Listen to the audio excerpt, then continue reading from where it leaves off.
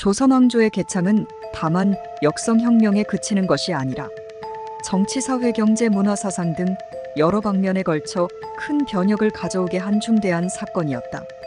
이성계 일파는 위화도회군을 통하여 정권 병권을 장악하였으나 그들의 개혁이 성공하려면 공사의 군사를 유지하기 위한 군자 및 신진 관료들의 녹봉을 확보하는 일과 농민들을 수탈과 핍박의 고통에서 구제하는 일이 함께 이루어져야 했다.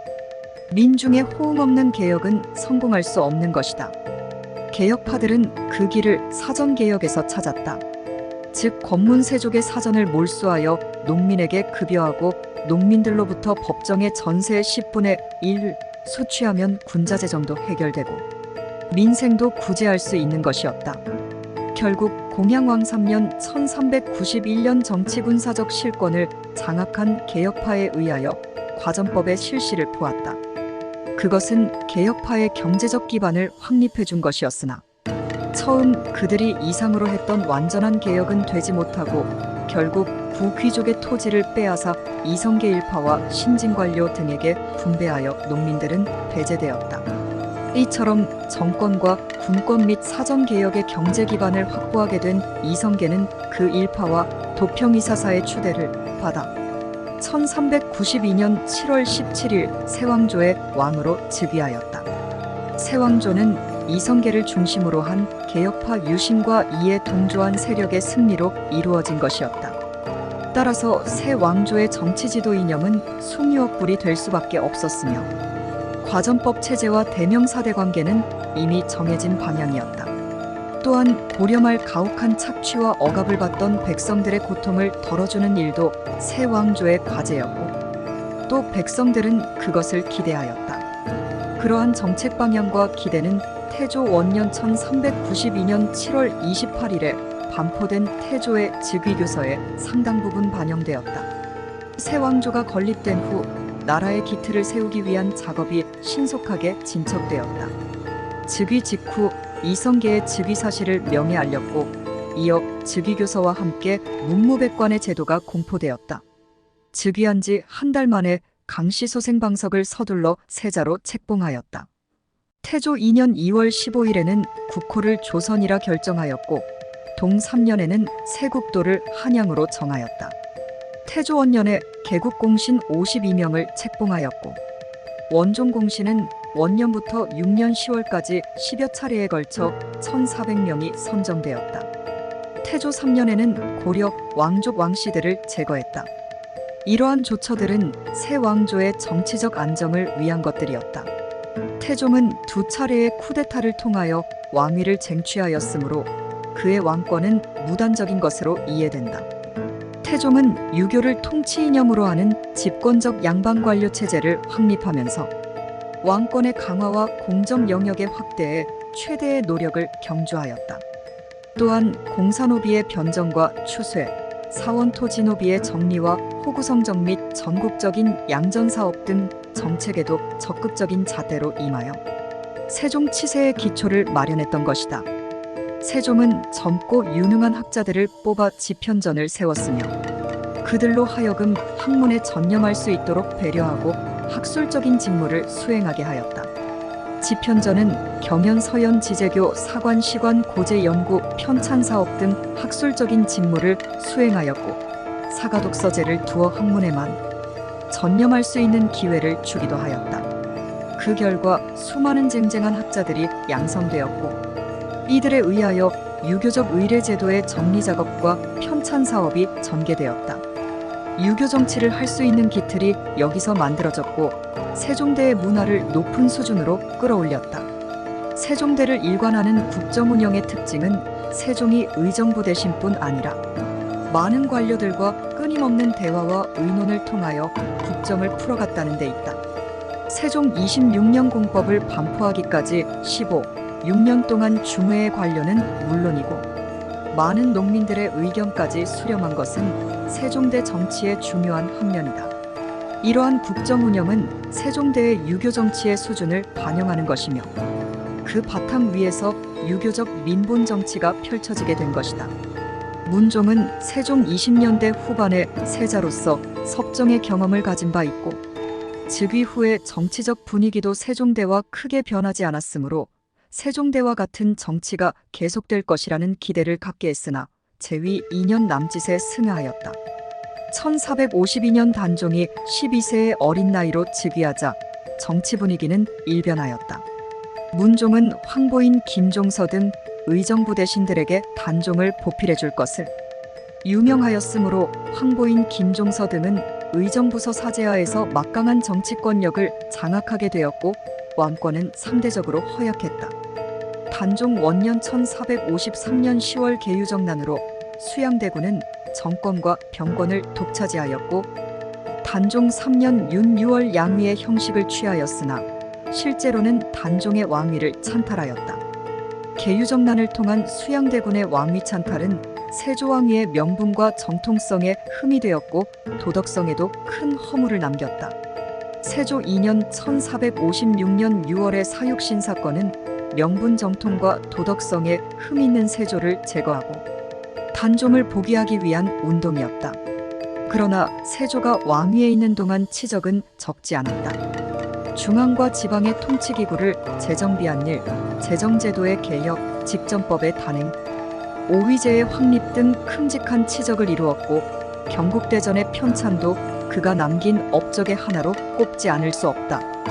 예종은 재위 1년 2개월 만에 승하하였으므로 예종대는 세조대에서 성종대로 넘어가는 과도기라 할 수 있다. 1469년 성종이 13세로 즉위한 이래 7년 동안은 윤대비 세조비의 수렴청정과 원상제가 계속되었으나 정치적인 분위기는 크게 변하였다. 원상들은 훈신 세력의 핵심으로서 세조의 승하 후 강력한 정치주도 세력으로 떠올랐으므로 성종의 왕권은 상대적으로 약화될 수밖에 없었다. 훈신들은 세조 공신들로서 정난 좌익 적개이 때 좌이 등의 공신으로 거듭 책록되어 직전 이외에도 막대한 공신전을 받아 과다한 재력을 소유하였고 막강한 정치 세력을 장악하고 있었는데 그들의 세력은 왕권을 압도하는 것이었다. 성종으로서는 왕권을 강화하기 위하여 훈구 대신들의 과대한 정치력을 약화시켜 왕권과 균형을 이루게 하는 것이 필요했다. 김종직을 위시한 살림 세력의 정계 진출은 훈구 세력을 견제하려는 성종의 의도가 내재한 것이었다.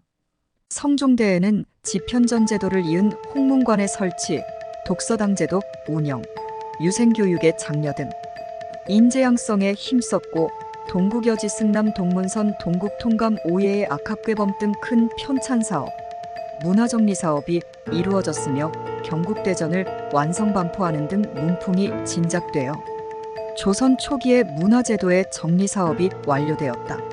그러나 성종대에는 훈구 대신들 간의 고리대 행위가 일어나고 뇌물이 성행하였으며 사치와 퇴폐의 풍조가 풍미하게 되었으며 왕도 점차 유흥에 빠지고 후궁에는 분규가 생겼다. 연산군대의 사화의 꼬투리도 여기서 비롯된 것이었다. 조선은 개국 전후 압록강 두만강 연안 일대에 흩어져 살던 여진족에 대하여 태조대부터 세종대에 이르는 동안 초유와 진무를 함께하며 사군과 육진을 설치하였다. 북쪽 경계를 침입 약탈하려는 여진족과 이를 밀어내고 지키려는 조선의 공방전은 계속되었고 북방 개척을 위한 정부의 노력은 대단하였다. 특히 세종의 적극적인 북방 개척 의지와 김종서, 최윤덕 및 많은 군사들의 피와 땀으로 사군 육진이 설치되어 압록강과 두만강을 국경으로 하는 계기가 되었다. 그러나 그 후에도 여진족의 침입은 그치지 않았고 조선 정부의 방어 노력도 끊이지 않았다. 함길도 평안도로의 3인 정책도 여진족에 대한 정책의 일환이었다. 북변으로의 3인은 태조대부터 있어온 것이지만 세종 16년 1434년부터 본격적으로 실시되어 도내와 남도로부터 여러 차례에 걸쳐 3인이 이루어졌다. 그러나 이러한 3인 정책은 국가의 입장에서는 연변을 충실히 하고 국방을 위한 것이었으나 입거인의 입장에서는 강제적 3인의 성격을 띠는 것이었고 참기 힘든 고역이 따랐으므로 도망자가 속출할 수밖에 없었다.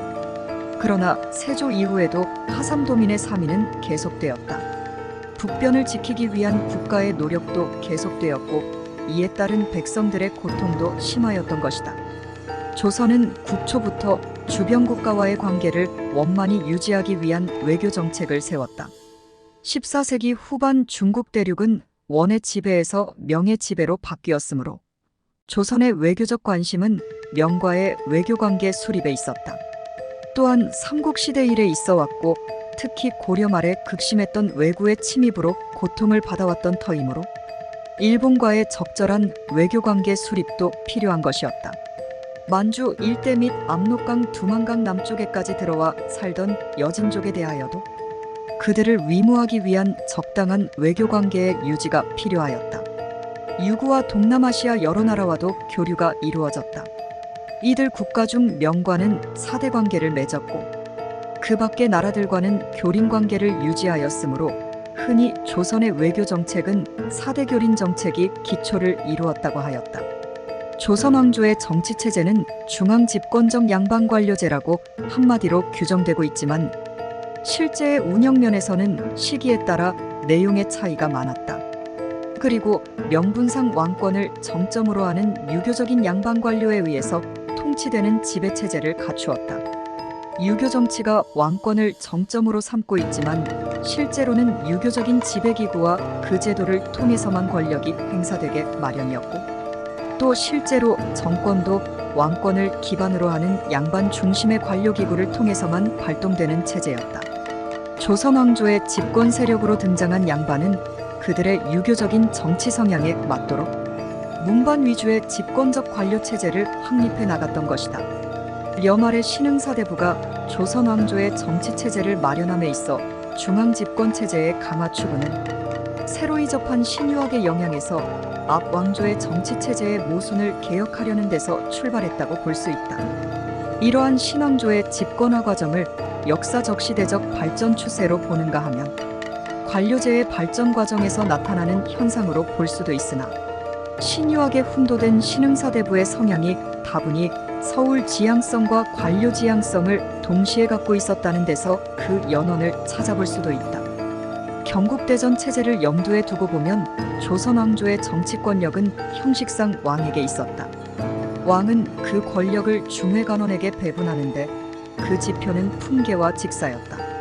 관품 체계는 우선 종친 의빈 문반, 무반 토관 잡직으로 구분되어 그 명칭과 대우가 각각 달랐다. 당시의 권력 구조가 왕을 정점으로 크게 궁중과 부중으로 나누어져 있었지만 이는 종친 의빈의 행정 참여를 차단하고 행정과 군사를 구분하여 행정의 우위를 보장하며 천인 신분의 정치 참여를 봉쇄하려는 의도에서 나온 것이다. 관품 체계의 다른 구분은 문반을 중심으로 보면 대부와 낭의 구분, 당상 3상 3회의 구분이 있었다. 대부와 낭의 구분은 인사 절차의 차이에 있다. 대부계는 왕이 교지의 형식으로 바로 주는 데 비해 낭계는 전조의 낭청 당상의 결재를 거쳐 주어지고 대간의 서경을 거쳐야 했다. 당상당하의 차이는 정책 결정이나 인사의 참여 여부에 있었으며 참상 참회의 차이는 치사 치인의 자격 여부에 있었던 것으로 판단된다. 그리하여 당상관은 정치 인사를, 참상관은 행정 실무와 목민의 기능을, 참회관은 그 보조 업무를 맡도록 하였다. 그런데 관직의 일정한 품계를 고정시키고 그 품계에 맞는 관원이 거쳐가도록 짜여진 관직 관품 관계의 괴리에서 생기는 문제를 완화시키기 위한 제도가 행수법이었다. 관직 관품의 괴리는 주로 가자남설에 의해 이루어졌고 이는 지배층의 자기보전 욕구의 결과로서 나타났는데 대가제도 이 같은 맥락에서 파악된다. 관직 체계를 보면 정치적으로 책임이 있는 주요 관서는 모두 왕과 직접 연결되어 있다. 나머지는 중앙의 경우 행정 최고관서인 6조의 소가문으로 편제되어 있고 지방의 경우는 관찰사 병사 수사를 거쳐 왕에게 연결되도록 편제되어 있다. 그 연결을 보완하는 장치는 중앙의 경우 주요 삼품하문의 1. 이품직과 기타 관서의 제조제이고 지방의 경우는 경차관 어사 등이다. 그런데 중앙의 관직은 주로 정품계이고 지방의 관직은 주로 종품계이다. 군사와 행정 간의 견제 통합은 중앙의 경우, 병조 위도 총부의 관계와 도총관, 부총관, 오의장 등이 모두 경관인 것 등에 나타나 있고, 지방의 경우 관찰사, 병마절도사의 관계와 수령이 첨사부터 도의를 겸임하도록 한 것 등에 나타나 있다. 이러한 중회관직 체계에 있어 문관의 우위가 제도나 관행상으로 보장되어 있었다. 중앙관제는 왕을 정점으로, 그 밑에 의정부와 육조 및 삼사를 중심으로 편제되어 있다. 이러한 기관은 권력구조상에 있어서 정책의 이방과 집행, 언론화, 탄핵, 서경 및 법사의 여러 기능을 통하여 때로는 왕권의 전제를 제한하기도 하고 때로는 권력에 이용되기도 하였다. 이러한 관료기구는 항상 견제와 균형이란 원리에 입각하기 마련인데 그것도 시기에 따라 한결같지 않았다. 지방통치체제는 중앙의 관료체제와 마찬가지로 양방관료의 권익을 일차적으로 옹호하기 위한 장치에 불과했으며 지방행정이란 것도 결국 양반의 지배체제를 부지하기 위한 행정적 보조기관에 지나지 않았다. 그런데 지방통치의 방식은 왕권의 강약과 훈구살인파란 집권 세력의 성향에 따라 상이하였다. 15세기는 지방제도의 개혁이란 면에서 볼 때 획기적인 시기였다.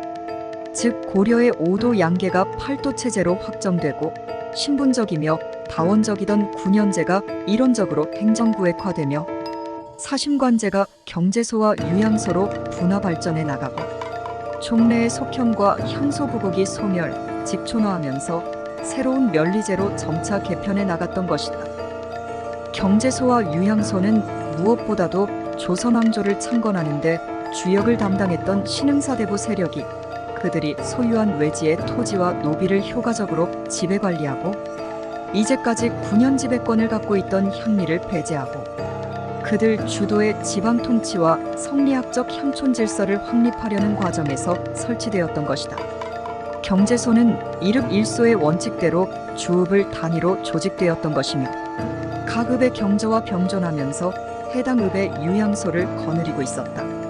유양소가 초기에는 군현 지배권을 향리로부터 인수받기 위해서 경제소의 힘을 빌렸던 것이며 재경관인들은 경제소와 유양소를 배경으로 각자 연고지의 지방행정은 물론 자기들의 사회적 경제적 기반도 부식해갔던 것이다. 양반사회의 정착을 위해서는 무엇보다 양반사대부가 지향하려 했던 유교적인 향촌질서가 먼저 확립되어야 했다. 그런데 향촌사회는 일찍이 제지사족들에 의한 자율적 조직체가 존재했음이 밝혀졌는데 향하는 그 구성원의 명부이며 향규는 그 규약이라는 것이다. 향약의 보급에 앞서서 유양소와 향안을 규제했던 향규는 벌써 조선 초기부터 있었다. 유교적인 향촌질서의 확립 과정은 성리학적 교육과 윤리의례의 수용 및 살인파 세력의 성장과 유기적인 관련하에서 진행되었다. 그것은 바로 성리학적 실천 윤리를 강조하던 살인파 세력의 성장에 따라 주자가예의 수용과 소학교육의 보급, 사창의 설치 및 유양소의 설치와 향교양약의 시행에서 가능했던 것이다. 이러한 것에 대한 양반사대부들의 본래 취지는 유교적인 덕치, 위민정치의 실현수단으로 제시되었겠지만 그것은 어디까지나 양반 대 농민의 원만한 관계 유지에 있었던 것이며 향촌의 지배권을 장악한 제지사족들이 민중을 보다 효과적으로 지배내지 수탈하기 위한 필요에서 추진되었던 것이다. 조선왕조의 중앙집권적 지방통치체제가 비교적 잘 유지될 수 있었던 배경은 왕감사수령으로 이어지는 관치행정적 계통과 경제소 유양소 면리이므로 연결되는 제지사족 중심의 자치적인 행정체계 및 이들 중간에 계제한 상계리 경절이 영리음리의 향리계통 이 3자가 서로 견제와 균형을 유지할 수 있었기 때문이다. 조선 건국 이후 군대의 징발과 통솔권이 모두 장수에게 위임되어 있던 사병체제적인 고려 말의 군사조직은 개혁의 대상이 되었다. 병권의 분장과 사병적 존재가 중앙집권적 군사조직으로 개편되어 갔던 것이다. 조선 초기의 군사조직 중 우선 중앙군의 실태를 보면 여기에는 법제적인 측면에서의 시비와 갑사로 이루어진 왕실 사병으로서의 의용친군임, 그리고 각도의 번상 시위패와 반법제적인 존재였던 궁중 수기병력인 성중해마 등이 복잡하게 섞여 있었다. 또한 군영 역시 군제만큼이나 여러 형태로 시행되고 있었다. 이들은 왕조의 안정과 더불어 차츰 정리되어 왕권을 직접 포위하는 무방관료로서의 금군과 중앙군은 오위제, 그리고 지방군은 진관체제로 정리되었다. 중앙군의 근간이 된 오위는 의움위, 용양위, 호분위, 충자위, 충무위로 구성되었다. 이들 오위에는 각기 조선 초기 중앙군의 13개 병종들이 편입되었고 또 전국의 지방군까지 각 위별로 분속되고 있었다. 그러나 여기서 지방군은 각 지방절도사에 의하여 지휘 통제받고 있어서 지방군의 분속은 그들이 직접 번상하여 수도방어에 대처하는 것이 아니라 대열 등 군사훈련에 대비하여 전국의 지방군을 거주지의 진관별로 파악하고 오위에 분속시킨 데 불과한 것이다. 즉 중앙군은 오위제로 대표된다고 하나 오위제는 하나의 훈련체제이고 실제 중앙군의 실태를 파악하기 위해서는 중앙군의 각 병종을 살펴보아야 한다.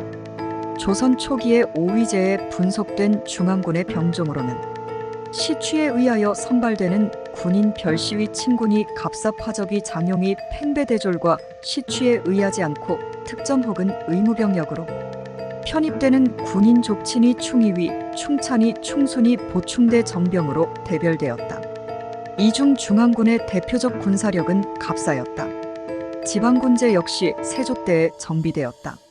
세조 원년에는 이때까지 북방의 이군과 남방의 영진군으로 이원화되어 있던 군사조직을 북방의 예에 따라 군익도의 체제로 통일하였고 이것이 2년 뒤에는 다시 진관체제로 변경되어 지방군제의 완성을 보게 되었다.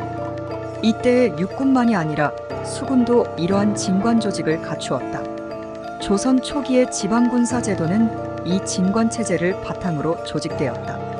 이 시기의 군역은 양인의 의무이지만 관직으로 올라가는 권리이기도 하였다. 한편 번상보병은 15세기 후반부터 역조라하였고 이후 대립수포의 주대상으로 군역의 변화를 겪는다. 조선 초기는 강력한 문교장려책으로 인해 여말에 문란했던 관학체제가 잘 정비되어 전국의 인재들이 지방의 향교에서 성균관으로 진출하고 또 관학을 이수한 유생들이 소관화 문과에 합격함으로써 인재 양성에 크게 기여하였다. 조선시대의 교육은 크게 관학과 사학으로 나눌 수 있다. 관학 교육기관으로는 성균관, 사부학당, 사학종합잡학향교 등이 있었으며 사학 교육기관으로는 서재, 서당가숙 등이 있었다. 연산군 폭정을 계기로 문신들이 향교의 교관을 기피하자 향교 교육이 급격히 쇠퇴한 반면 제지사족들의 서당 서재에서 교육받는 사림 세력이 배출하게 되었고 그러한 관학과 사학의 성쇠는 결국 16세기 중반에 가서 서원 설립을 보게 되었다. 조선시대의 과거 제도는 대체로 세종조에 정비되었다. 과거 중에 문무과는 고급 관료를 뽑는 시험이고 잡과는 기술과 실무의 하급 관료를 뽑는 시험이었다. 이러한 의미에서 과거는 초입사로로서 중요한 관문이었다. 그러나 초입사로는 과거 이외에 문흥과 청거가 있었다.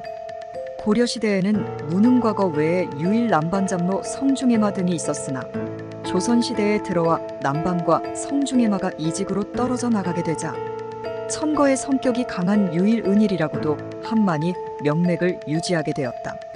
그러므로 조선시대에 있어서 문흥과 과거는 초입사로로서 쌍벽을 이루는 두 가지 중요한 관문이었다. 한편 조선시대의 인사관리제도는 과거제도에 깊은 영향을 미쳤다. 고려시대에는 초입사의 의미가 강했던 과거가 조선시대에 들어와 초입사에 못지않게 초자 초직의 의미가 컸던 것이다.